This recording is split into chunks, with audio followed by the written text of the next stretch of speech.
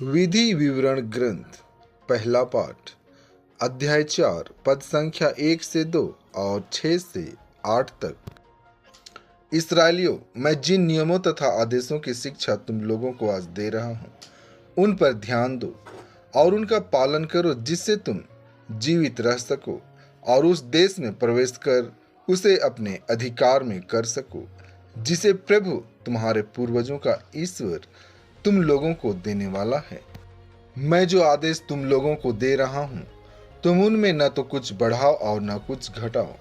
तुम अपने प्रभु ईश्वर के आदेशों का पालन वैसे ही करो जैसे मैं तुम लोगों को देता हूँ। जब वे उन सब आदेशों की चर्चा सुनेंगे तो बोल उठेंगे, उस महान राष्ट्र के समान समझदार तथा बुद्धिमान और कोई राष्ट्र नहीं है। क्योंकि ऐसा महान राष्ट्र कहाँ है जिसके देवता उसके इतने निकट हैं जितना हमारा प्रभु ईश्वर हमारे निकट तब होता है जब जब हम उनकी दुहाई देते हैं। और ऐसा महान राष्ट्र कहाँ है जिनके नियम और रीतियां इतनी न्यायपूर्ण हैं जितनी यह संपूर्ण संहिता जिसे मैं आज तुम लोगों को दे रहा हूं। संत याकूब का पत्र दूसरा पाठ अध्याय 1 पद संख्या 17 से 18, 21 से 22 और 27। सभी उत्तम दान और सभी पूर्ण वरदान ऊपर के हैं और नक्षत्रों के उस सृष्टिकर्ता के यहाँ से उतरते हैं, जिसमें न तो कोई परिवर्तन है और न परिक्रमा के कारण कोई अंधकार। उसने अपनी ही इच्छा से सत्य की शिक्षा द्वारा हमको जीवन प्रदान किया, जिससे हम एक प्रकार से उसकी सृष्टि के प्रथम फल बने। इसलिए आप लोग हर प्रकार की मलिनता और बुराई को दूर कर नम्रतापूर्वक ईश्वर का वह वचन ग्रहण करें जो आप में रोपा गया है और आपकी आत्माओं का उद्धार करने में समर्थ है। आप लोग अपने को धोखा नहीं दें, वचन के श्रोता ही नहीं बल्कि उसके पालनकर्ता भी बने।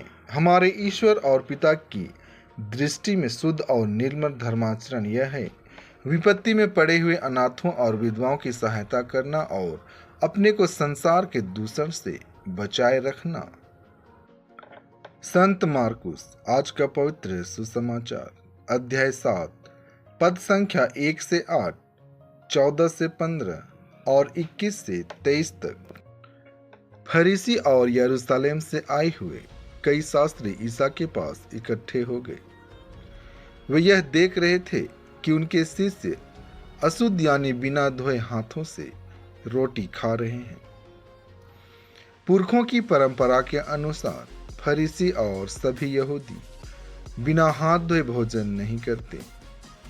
बाजार से लौटकर वे अपने ऊपर पानी छिड़के बिना भोजन नहीं करते और अन्य बहुत से परंपरागत रिवाजों का पालन करते हैं, जैसे प्यालों, सुराहियों और कांसे के बर्तनों का शुद्धिकरण। इसलिए फरीसियों और शास्त्रियों ने ईसा से पूछा, आपके शिष्य पुरखों की परंपरा के अनुसार क्यों नहीं चलते? वे क्यों अशुद्ध हाथों से रोटी खाते हैं? ईसा ने उत्तर दिया, ईसायास ने तुम ढोंगियों के विषय में ठीक ही भविष्यवाणी की है। जैसा कि लिखा है, ये लोग मुख से मेरा आदर करते हैं परंतु इनका हृदय मुझसे दूर है। ये व्यर्थ ही मेरी पूजा करते हैं और ये जो शिक्षा देते हैं वे हैं मनुष्यों के बनाए हुए नियम मात्र। तुम लोग मनुष्य की चलाई हुई परंपरा बनाए रखने के लिए ईश्वर की आज्ञा टालते हो। ईसा ने बाद में लोगों को फिर अपने पास बुलाया और कहा, तुम लोग सब के सब मेरी बात सुनो और समझो।